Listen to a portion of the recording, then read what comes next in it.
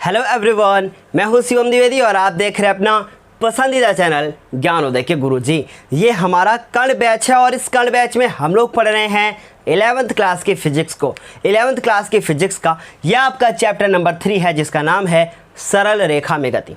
इस चैप्टर के अभी तक हम लोगों ने थ्योरी वाले पार्ट को कवर कर लिया है और आज के इस वीडियो में हम लोग देखेंगे कि इसके इंपॉर्टेंट न्यूमेरिकल किस प्रकार से एग्जाम में आ सकते हैं और कैसे कैसे न्यूमेरिकल आखिर हमको करने होंगे। तो चलिए क्लास को शुरू किया जाए, क्योंकि गुरुजी हैं तो संभव है। पहला क्वेश्चन आपको यहाँ स्क्रीन पे दिख गया है। क्या लिखा है? लिखा कि एक कार किसी दूरी, लिखा है एक कार किसी दूरी के आधे भाग को, मतलब कोई दूरी है उसके आधे भाग को 40 किलोमीटर प्रति घंटा तथा शेष बचे हुए भाग को 60 किलोमीटर प्रति घंटा की चाल से तय करती है। मतलब कुछ दूरी है, पहले वो 40 किलोमीटर प्रति घंटा की स्पीड से जाता है, फिर 60 किलोमीटर प्रति घंटा की स्पीड से जाता है। फिर क्या कह रहे हैं? फिर कह रहे हैं कि कार की औसत चाल की गणना कीजिए। बहुत आसान क्वेश्चन है। बोला गया है कार की औसत चाल की गणना कीजिए। तो देखिए पहला क्वेश्चन क्या लिखा है। कोई भी एक क्या है, कोई भी एक व्यक्ति है जो क्या करता है, कोई भी एक व्यक्ति है जो करता क्या है कि कोई दूरी तय करता है। मान लीजिए कि वो यहाँ से चलता है और यहाँ तक ये दूरी है, मतलब मैंने मान लिया कि यहाँ से लेकर यहाँ तक दूरी कुछ है। तो हमने लिखा कि माना कुल दूरी, कुल दूरी कितनी है बताइए, कितनी है? कुल दूरी है आपकी x, और हमने मान लिया कि x किलोमीटर। ये हमने क्या मान लिया? x kilometre. आप सोच रहे होंगे अरे सर किलोमीटर क्यों माना, मीटर क्यों नहीं माना? किलोमीटर इसलिए माना क्योंकि चाल दी है किलोमीटर प्रति घंटे में। अगर चाल दी होती मीटर प्रति सेकंड में तो हम मीटर मान लेते। तो ये क्या लिखा हुआ है? लिखा है माना कुल दूरी x किलोमीटर। ठीक है, आधे भाग को, आधा भाग मतलब x/2 दूरी मान लीजिए कि यहाँ से हो गई। फिर उसके बाद शेष दूरी कितनी बचेगी? आधी भी, वो भी बचेगी x/2। तो हमने लिखा x/2, मान लिया हमने ये दूरी हो गई। ठीक है, तो ये हमारा इनिशियल पॉइंट हो गया और ये हमारा फाइनल पॉइंट हो गया। मतलब यहाँ से चलना शुरू करता है वहाँ तक जाता है। सिंपल सी बात है। उसके बाद क्या लिखा हमने? माना कुल दूरी कितनी है? x किलोमीटर है। हमने दूरी मान ली। ठीक है, इतनी बात समझ में आ गई। अब मान लिया हमने कि कह रहे हैं कि इसको समय कितना लगता है। औसत, हमको औसत क्या निकालना है? औसत चाल निकालनी है इस क्वेश्चन में। तो हम लोग लिखे कि इसको पूरा करने में समय कितना लगा? t1, और इसको पूरा करने में t2 लगा। तो हमने लिखा कि माना पहले आधी दूरी तय करने में लगा समय क्या मान लिया हमने कि t1, और आपको पता है चाल बराबर दूरी बटे समय, तो समय बराबर दूरी बटे चाल। तो हमने क्या लिखा? लगा समय दूरी बटे चाल। और दूरी कितनी है? पहले दूरी कितनी है? x/2। अब चाहो तो आप यहाँ पे दूरी लिख दो, और नहीं तो दूरी बटे चाल का फॉर्मूला। अब पहली दूरी जो तय करता है वो 40 किलोमीटर प्रति घंटे की स्पीड से तय करता है। इसका मतलब ये हो गया हमारा 40। अब इसको अगर मैंने थोड़ा सा और सॉल्व किया तो t1 बराबर आ गया आपका x/80। x/80 हमने इसको मान लिया क्वेश्चन नंबर 1।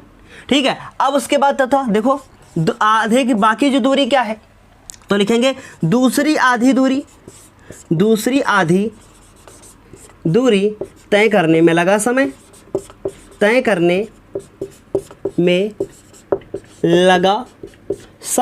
अच्छा, दूसरी आधी दूरी तय करने में हमने समय कितना माना? t2। और चाल कितनी है इस समय? उसकी चाल कितनी है बेटा? 60 किलोमीटर प्रति घंटा।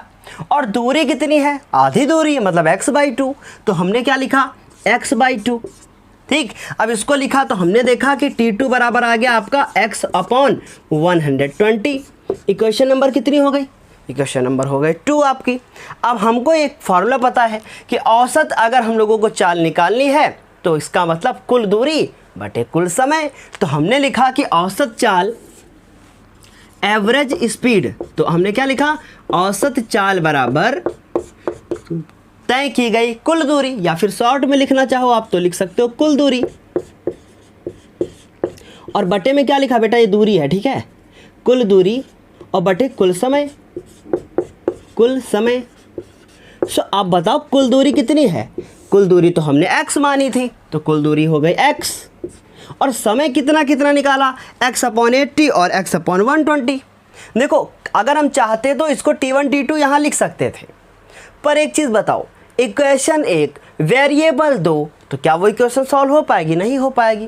कहने का मतलब क्या, एक समीकरण दिया हो और उसमें दो दो चर लिखे हों, तो क्या वो हल होगा? नहीं हल होगा। इसलिए हमने क्या बनाया, एक चर बनाया कुछ भी। ठीक है, तो औसत चाल कुल दूरी कितनी है, ये हो गई। अब देखो ये x अपॉन 80 और x अपॉन 120, क्या ये बात समझ में आ गई? ठीक है, अब हमने लिखा x अपॉन 80 और प्लस x अपॉन 120। अब अगर आपके दिमाग में ये खुराफात चल रहा हो कि अगर ये 80 ऊपर कर ले 120 ऊपर कर ले, तो गलत सोच रहे हो, क्योंकि पूरी लाइन होती है तब वो ऊपर जाता है। तो हमको इसका मतलब इसका एलसीएम लेना पड़ेगा।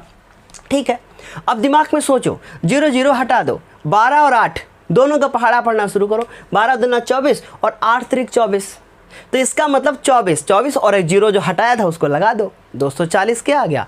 एलसीएम आ गया। ठीक है, सो हमने क्या लिखा, देखो तरीके बता रहा हूँ मैं। ठीक है, 240 क्या आ गया? एलसीएम आ गया। अब आपको कलम भी नहीं चलानी पड़ी और आपका दिमाग काम कर गया।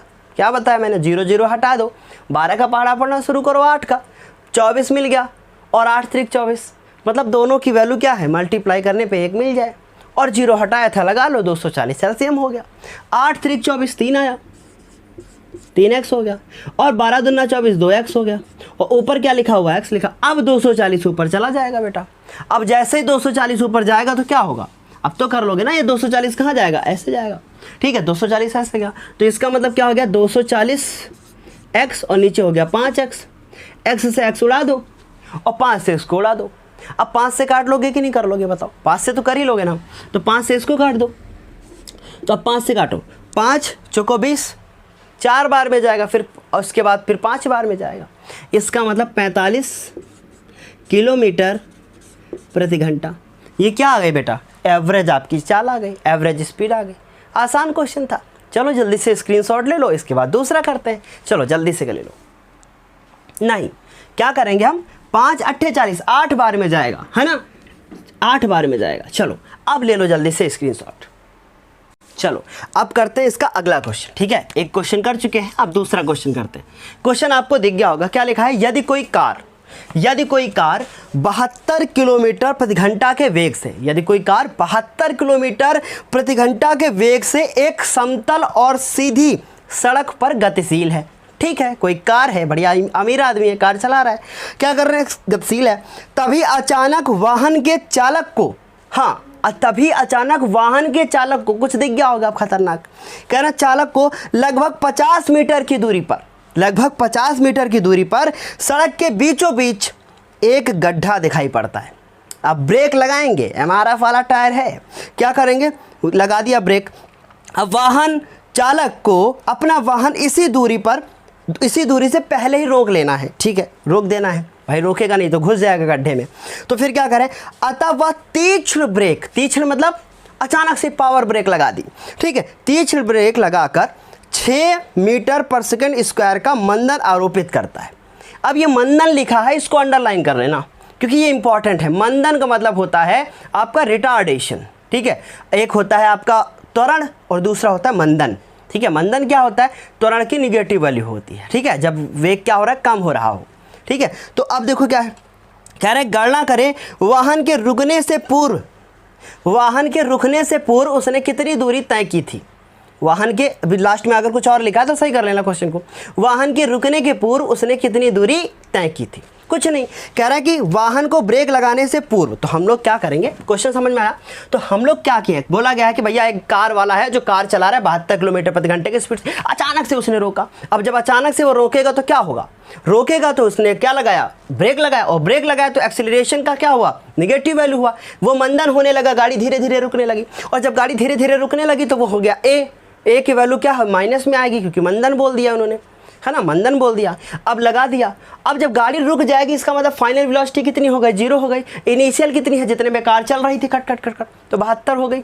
इतनी बात समझ आ गई। तो हमने लिखा कि माना गाड़ी के रुकने से पूर्व, माना गाड़ी के कार लिख लो यहाँ पे, गाड़ी ना लिखना अच्छा लग रहा हो तो गाड़ी के रुकने, किसी पर फरारी हो तो फरारी लिख लो भैया। गाड़ी के रुकने, आजकल फरारी में दिमाग में बहुत चढ़ी है। गाड़ी के रुकने से पूर्व, गाड़ी के रुकने से पूर्व उसका वेग कितना था? u था। रुकने से पहले उसका वेग u था और रुकने के बाद v हो जाएगा ना, तथा रुकने के बाद, भैया मेरी बात सुनते रहना, राइटिंग समझ में ना आए तो, रुकने के बाद v हो जाता है, रुकने के बाद v हो जाता है। इसका मतलब उसका जो इनिशियल वेलोसिटी था, उसकी जो प्रारंभिक वेग था वो कितना था, 72 किलोमीटर प्रति घंटा, और रुकने के बाद क्या हो जाएगा, 0। ठीक है, रुकने के बाद क्या हो गया, 0। ठीक है, फिर क्या कह रहे हैं, कह रहे हैं कि उसने रोक दिया। ठीक है, उसने क्या कर दिया, गाड़ी को रोक दिया।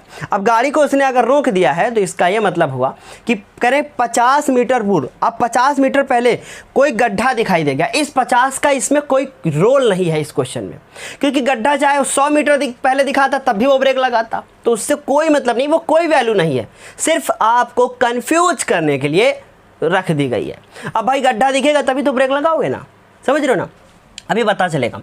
अब देखो क्या करें, मंदन, मंदन दिया है। मंदन कुछ नहीं होता, बस हमने कहा ना कि मंदन मतलब रिटार्डेशन, और वो होता है निगेटिव वैल्यू। कितना है, 6 के बाद क्या दिया हुआ, देखो 6 मीटर पर सेकंड स्क्वायर दिया हुआ है, और जो कि हमने कैसा लिख लिया, माइनस का, वाई माइनस का, क्योंकि मंदन है, मंदन का मतलब निगेटिव वैल्यू है एक्सेलरेशन की। ठीक है, इतनी बात समझ में आएगी। फिर आगे क्या करें, 50 मीटर की दूरी, तो उससे आपका कोई भी लेना देना नहीं। अब क्वेश्चन तो मैं पढ़ूंगा ही ना, जब तक इधर देखूंगा नहीं तो क्वेश्चन कैसे पढ़ूंगा। ठीक है, इतनी बात समझ में आ गई। फिर करें, वह एक तीक्ष्ण ब्रेक लगाकर 6 मीटर पर सेकंड स्क्वायर का मंदन आरोपित करता है। गणना करो कि वाहन को रुकने से पूर्व कितनी दूरी तय की। तो इसका मतलब अब हम लोग इसका हल करेंगे। ठीक है, चलो अब एक दिमाग लगाओ, ए दिया है, u दिया है, v है, a है। आपको ये बात बहुत अच्छे से पता है कि गति का जो पहला समीकरण होता है उसमें समय की बात होती है। ठीक है, गति का दूसरा समीकरण होता है उसमें भी समय की बात होती है, उसमें भी t होता है, और यहाँ t का कोई नामो निशान नहीं है। इसका मतलब तीसरा समीकरण यूज करो तब जाके कहीं वैल्यू आएगी। आई बात समझ में? तो हम लोग क्या करेंगे, लिखेंगे गति के तृतीय समीकरण से, गति के तृतीय समीकरण से। मेरी बात बेटा ध्यान से सुनना, मैं 2 वीडियो, अभी एक वीडियो और लेकर आऊंगा जिस पे न्यूमेरिकल कराऊंगा। अगर चाहते हैं कि आप मैं और वीडियो लेकर आऊं न्यूमेरिकल के, तो कमेंट बॉक्स में करना, क्योंकि ये वीडियो ऐसे होंगे जो बहुत ज़्यादा बड़े हम नहीं बना सकते, पर अगर आप लोग कोशिश करें, कहेंगे तो अगला वीडियो 1.5 घंटे का बना देंगे। ठीक है, तो गति के तृतीय समीकरण से, गति का तृतीय समीकरण क्या कहता है, v स्क्वायर u स्क्वायर और प्लस 2as। ठीक, अब v की वैल्यू तो 0। ठीक है बेटा, 0। अब u की वैल्यू, यहाँ खिलवाड़ हो गया।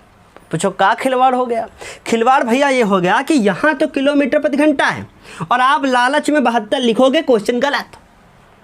क्यों? क्योंकि वो किलोमीटर प्रति घंटा है। आ रही बात समझ? तो इसका मुझे मतलब ये है कि 72 किलोमीटर प्रति घंटे को हमें बदलना पड़ेगा मीटर पर सेकंड में। ठीक, बदलना पड़ेगा।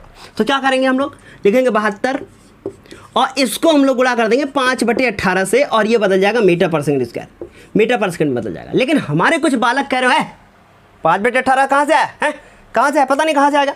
सुनो मेरी बात ध्यान से बेटा, 72 लिखा, इसको 1000 से गुणा करोगे तो किलोमीटर बदल जाएगा मीटर में, और घंटा लिखा है, घंटे को अगर आप सेकंड में बदलोगे तो 60 से गुणा करोगे, क्योंकि पहले बदला। तो अब देखो बेटा, 0 से 0 कट गया मेरे लाल, आज बताऊंगा, इसके बाद खत्म, कभी नहीं बताऊंगा। फिर 0 से 0 खत्म हो गया, 3 से 2 से काटे, 2 3 6 और इसको काटे 5। ठीक है, फिर उसके बाद अब कटेगा नहीं, तो देखो ये 5 बचा और ये क्षेत्र का 18 बचा। बताओ 72 को छोड़ दिया जाए, 5/18 लिखा है कि नहीं लिखा है? अब तो लाल समझ में आ गई बात। तो डायरेक्ट याद कर लो कि किलोमीटर प्रति घंटा से मीटर पर सेकंड में बदलना है, तो हम लोग क्या करेंगे, 5/18 से हम लोग गुणा कर देंगे। लेकिन कुछ इतने महालालची बच्चे होते हैं जो करते क्या है, देखो यही गलती होती है, मैं सच कह रहा हूँ, यही गलती होती है। कभी कभी लिखा होता है किलोमीटर प्रति घंटे की जगह पे किलोमीटर प्रति मिनट, और उनको नजर जैसे आता है, अरे किलोमीटर प्रति घंटा, जैसे किलोमीटर दिखा तो 5/18 से गुणा कर दिया। ये नहीं सोचता है वो लाल मेरा कि 5/18 से गुणा करने के लिए सर ने क्या बताया था, कहा था सर ने कि किलोमीटर प्रति घंटा होगा तब मीटर पर सेकंड में बदलेंगे, तब 5/18 से गुणा करेंगे। क्लियर?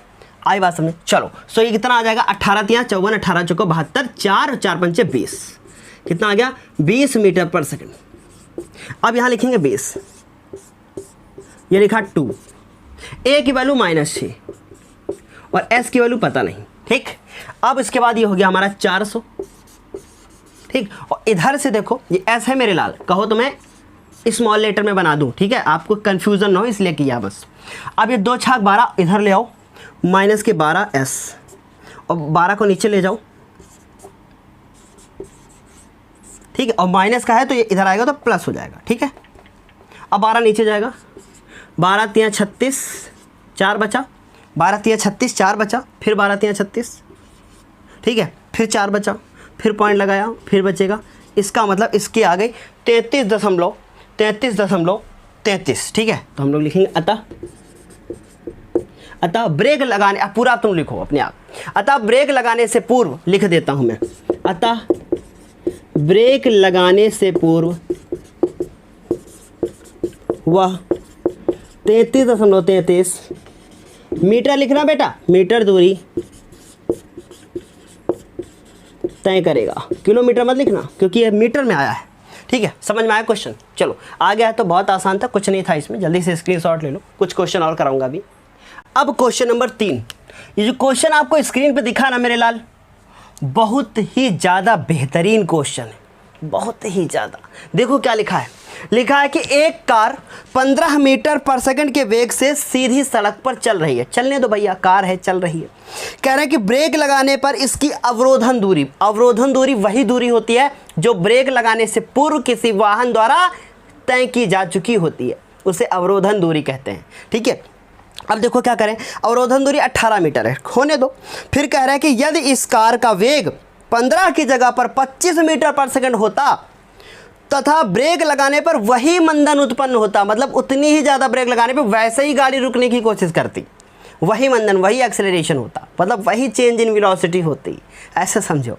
सो क्या कह रहे हैं, तो कार की नई अवरोधन दूरी क्या होती? नई अवरोधन दूरी का मतलब कार पहले जा रही थी 15 मीटर पर सेकंड की स्पीड से, कौन चला रहा था? नेमो चला रही थी कार, बहुत तेज चलाती है, 15 मीटर पर सेकंड।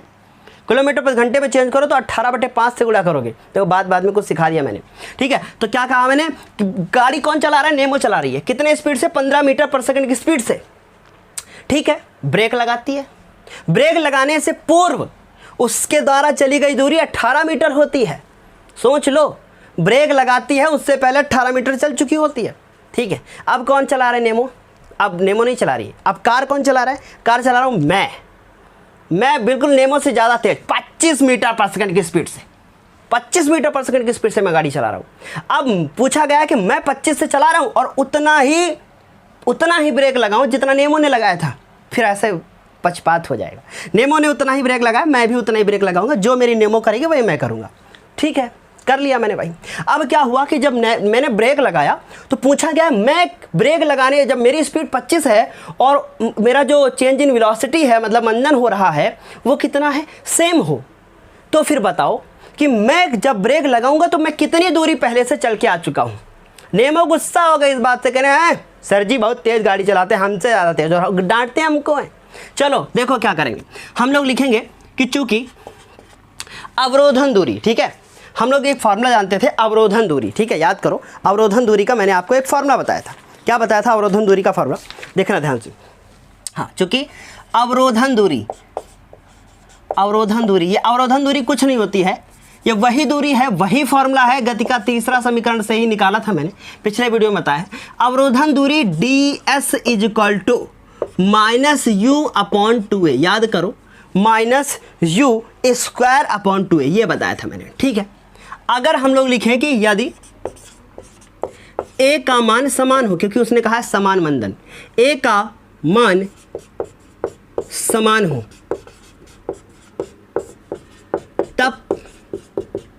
तब हम कह सकते हैं कि ds डायरेक्टली प्रोपोर्शनल किसके है? u² के। अब कुछ बच्चों के मन में जरूर ही आया होगा, सर जी a समान तो कहा है आपने, पर ये माइनस कहाँ चला गया? क्योंकि अभी कमेंट पे पूछोगे कि कहाँ चला गया। बेटा ये मंदन है ना, और मंदन का मतलब a जो है वो निगेटिव होगा, और निगेटिव कट गया तो ये पॉजिटिव आ गया। आगे बात समझे? तो u का मतलब क्या हो गया, और ds जो है वो डायरेक्टली प्रोपोर्शनल किसके होगा? u² के। ठीक है, ये बात समझ में आ गई। इसका मतलब अगर u की वैल्यू 2 बढ़ेगी तो इसकी वैल्यू 4 बढ़ेगी, इसकी वैल्यू 3 बढ़ेगी तो इसकी वैल्यू 9 बढ़ेगी, स्क्वायर है ना। देखो इतनी बात समझ आ गई। तो हम लोग लिखेंगे अतः, ठीक, अतः ds/ds, और उसके बाद मेरी बात फिर से सुनना, u² अपॉन यू स्क्वायर। अब आप सोच रहे होंगे सर जी ये कहाँ से लिख रहे हैं, ये इस फॉर्मूले से ये नया फॉर्मूला बनाने की कोशिश कर रहे हैं। कैसे बनाया मैं बता के जाऊँगा, कुछ रटा के नहीं जाऊँगा, ठीक है। तो अब देखो क्या किया मैंने, ds1 और d, ये क्या है पहले की अवरोधन दूरी जो मेरे द्वारा चली गई थी, तो इसको हमने ds1 माना और इसको ds2 माना, ये u1 माना और ये u2 माना। समझ में आई बात। ये कहाँ से आता है मैं बताता हूँ। आपको पता है कि अगर प्रोपोर्शनल हटाओगे तो नियतांक आएगा। मान लो क्या आया यू स्क्वायर। अगर पहली स्थिति के लिए लिखूंगा तो मैं 1 1 लिख दूंगा, ठीक। और दूसरी स्थिति के लिए लिखूंगा मैं तो बेटा मैं नहीं चाहता कि आप कुछ मेरी क्लास में रट के जाओ, मैं चाहे 2 क्वेश्चन बता के जाऊँ पर रटा के नहीं, ठीक है। ये के हो गया और u2 हो गया, ठीक। अब देखो अगर इन दोनों समीकरणों को मैं भाग दे दूं तो ये बराबर टपक जाएगा बीच में और भाग हो गया दोनों। के से के खत्म, कट जाएगा क्योंकि वो कांस्टेंट है, बराबर आएगा एक इक्वेशन के लिए। पता बन गई कि नहीं, बन गई कि नहीं बन गई, यही बनेगा कि नहीं। तो अभी ये चीज़ें नई हैं आप लोगों के लिए, धीरे धीरे सीखोगे, धीरे धीरे मैं सिखाऊंगा, इकट्ठा नहीं बता सकता क्योंकि ये आपका दिमाग है, इकट्ठा सीखोगे तो बाउंस हो जाएगा, सब कुछ ऊपर से चला जाएगा, इसलिए धीरे धीरे सीखो। फॉर्मूला कैसे बनता है, क्या होता है। अब बताओ ds1 क्या करें, वो कितनी स्पीड से चल रहा था प्रारंभ में, 15 किलोमीटर प्रति घंटे की स्पीड से नेमो चल रही थी। इसका मतलब नेमो की जो प्रारंभिक चाल थी वो कितनी थी, u बराबर 15, तो हम लिखेंगे 15 का स्क्वायर, ठीक। मेरी कितनी थी बेटा 25। नेमो द्वारा कितनी दूरी तय की गई थी, क्वेश्चन में आपको नीचे दिख ही गया होगा 18, ब्रेक लगाने से पूर्व 18, और मेरे द्वारा कितनी तय की गई है पता नहीं ds2। अब इसको सॉल्व करना है, कैसे सॉल्व करना चाहो तो ऐसे लिख लो ds2। अब इसको सॉल्व कर लोगे कि नहीं कर लोगे बताओ, कर लोगे ना। अब कुछ लोग करेंगे कहेंगे 15 का स्क्वायर करो भैया तभी जल्दी हो पाएगा, ऐसे हमसे ना होने वाला भैया, फिर तुम मूर्ख वाला काम कर रहे हो। देखो 25 को 2 बार लिखो क्योंकि यू नो वेरी वेल कि ये कट जाएंगे बेटा, कट जाएंगे। तो देखो 5 से काटो, 5 तिया 15, 5 25, 5 तिया 15, 5 25, 3 एकम 3, 3 छंग 18, 3 एकम 3, 3 दूना 6, ठीक। तो 2/ds2। उसके बाद ये ट्रिक भी सीखो, 5 25, ds2 बराबर कितना आ जाएगा 50 मीटर। खतरनाक। नेमो 15 की स्पीड से गाड़ी चला रही थी तो 18 मीटर दूरी तय करेगी, मैं 25 से चलाऊंगा तो 50 मीटर दूरी तय करूंगा। इस तरीके से इस क्वेश्चन का क्या आ गया है, आंसर आ गया। बताओ कुछ कठिन था ना, इसको हल कर लेना, अगर समझ में नहीं आया हो तो अपने हिसाब से कर लेना जैसे तुमको आसान लगे, मैं तो खटाखट कर देता हूँ। सो इतनी बात समझ आ गई। तो ये तीसरा क्वेश्चन था, नहीं आया हो समझ में तो फिर से देख लो, अवरोधन दूरी का फॉर्मूला लगाया, उससे ये क्या किया है भाई इतना समझ लो, ये तो खिलवाड़ है, बच्चों वाला खेल है, ये समझ लो। अवरोधन दूरी का फॉर्मूला, ए का मान समान हो तो इसका मतलब ds directly proportional to u। अब मैंने 1 1 लिखा सब में, तो यहाँ 1 यहाँ भी 1, के कांस्टेंट आया, काट दिया मैंने उसको, फिर इस तरीके से नया फार्मूला बना लिया। ये कब फार्मूला बनता है, जब ये पूछा जा रहा हो मैं इतने से जा रहा हूँ तुम इतना आओगे, तुम उतने से जा रहे हो मैं कितना आऊँगा, इस तरीके से क्वेश्चन पूछे जाते हैं, तब ये वाले फार्मूले यूज किए जाते हैं, ठीक है, मतलब समानुपाती वाले, तो ये बनाए जाते हैं। चलो चलो जल्दी से स्क्रीनशॉट ले लो। चलो अब अगला क्वेश्चन करते हैं। क्वेश्चन दिख गया होगा, क्या लिखा है देखो, लिखा है 7 नंबर क्वेश्चन है, बुक का क्वेश्चन नंबर 7 है, पर ये क्वेश्चन नंबर आज आपका 4 है। लिखा है विरामावस्था से प्रारंभ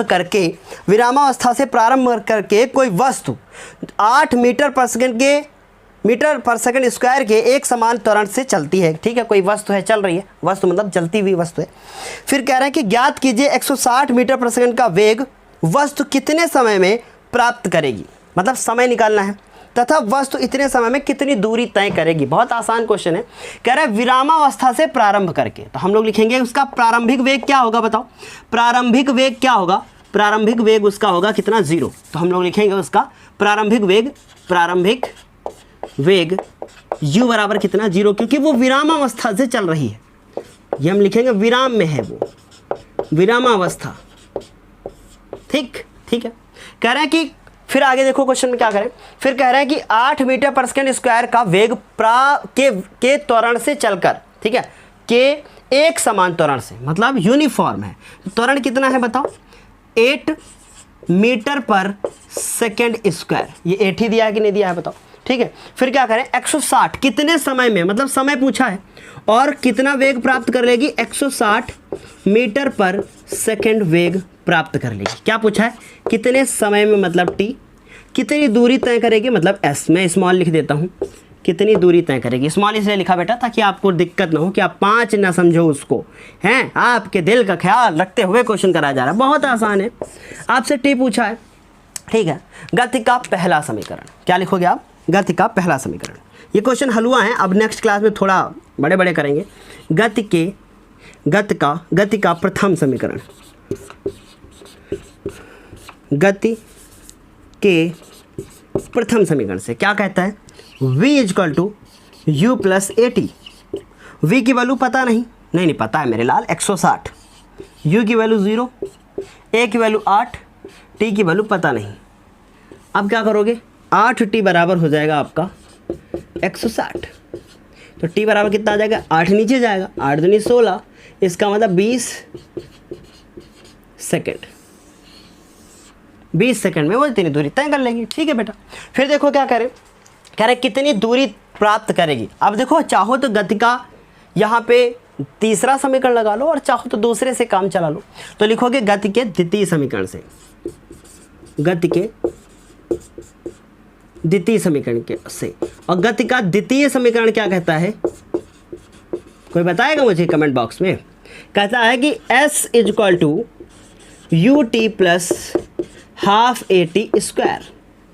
u की वैल्यू 0, t की वैल्यू पता है तुमको, कितनी निकाली तुमने? 20, 1/2। a की वैल्यू कितनी है? 8 और t की वैल्यू है 20, और ये हो गया s, ठीक है। s इजकल टू आ गया आपका 20, ये हो गया 2 कम 2, 2 4 को 8, तो ये हो गया आपका प्लस ये 0 बेटा, 0 आएगा बेटा, 0 आएगा, 0 हो गया। यहाँ से आएगा 4 और यहाँ से आएगा 400, इसका मतलब कितना हो जाएगा बताओ? 1600 मीटर की रेस वो तय जो है ऑब्जेक्ट तय कर लेगी। क्या आपको ये बात समझ आई?